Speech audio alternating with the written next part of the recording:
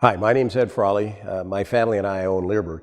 This short little video is going to deal with what our philosophy on dog training is here at Leerburg. If you're a new pet owner, if you haven't already found out, you will shortly, that everyone that you meet has an opinion on how to train your dog. I mean, everyone does. You only need to talk to your mailman, your barber, your brother, your neighbor. Everybody has an opinion. And no matter how well-intended these people are, and they're all well-intended, the vast majority, and I will say 99.9% of them, lack the experience to give good training advice. I mean, the perfect example is you have a small puppy that pees on the floor, and somebody says, well, you got to rub his nose in it when he does that. Well, that's just foolish. That's not the way to house train a dog. But there's all kinds of old wives' tales like that circle around. And it's important for you, if you're a new dog trainer, to figure out who you're going to listen to get training advice for your dog. Now, we have a lot to offer. I've been training dogs for over 50 years. Cindy's been training dogs forever. A ton of experience. Our website's 16,000 pages. One of the things that is important to us in our dog training is before we do any training at all, we feel that you need to establish a relationship with your dog. The relationship has to come first. And when we do that, we talk about building what's known as engagement with a dog. And what is engagement? Engagement means we teach our dog that it wants to be with us. We teach our dog that it wants what we have. It wants either the toy we have, it wants the food reward that we have, it wants us to praise them.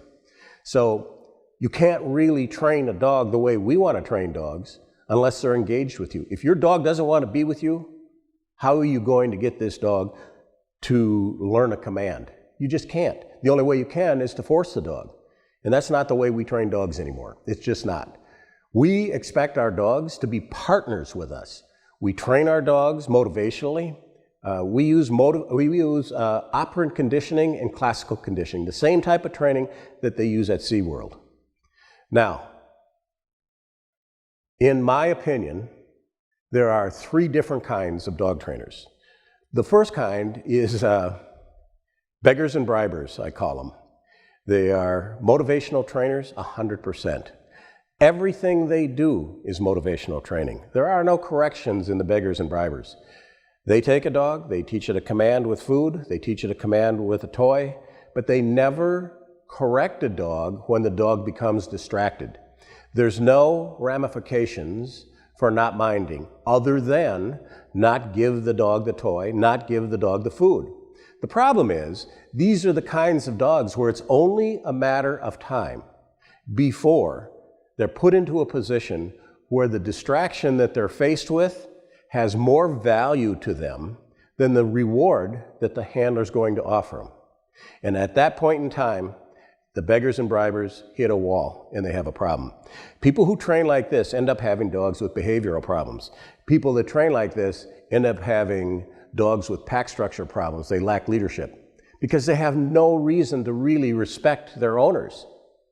I mean, they can't gain respect just by being in a position where they don't get their food or they don't get their toy. That's not the way it works. Now, the third kind of trainer, remember I said there's three. I'm going to talk about the third kind first. The third kind are the yank and crank trainers. These are the old school trainers that would put a prong collar on a dog, put a choke collar on a dog, put a dog on a leash, get the dog next to them. They're going to teach them to heel. They say heel. They walk 4 or 5 steps. They make a turn. The dog doesn't follow them. Bam. They give them a correction. They say heel. They go further. Bam. They say heel.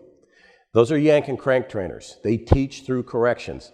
The problem with yank and crank trainers is they never develop a really good relationship, a really good partnership with their dog. And they have dogs that are afraid to try something new. They have dogs that just become robots. They don't act happy. They don't like obedience training because they're getting corrected all the time for things that they don't understand. So When I say yank and crank trainers are old school trainers, they are really old school trainers, and there's a lot of obedience so-called professionals around the country that are still yank and crank trainers. One of the reasons that I don't agree with someone sending their dog to a professional dog trainer is the vast majority of these professional dog trainers are yank and crank trainers, because you can train a dog to do the basic commands very quickly with force training. Very, very quickly. But you also destroy the temperament of your dog in doing so. That's why people take a really nice dog, they give it to a professional dog trainer, they get the dog back, the dog minds, but he acts like he's been whipped. It's terrible.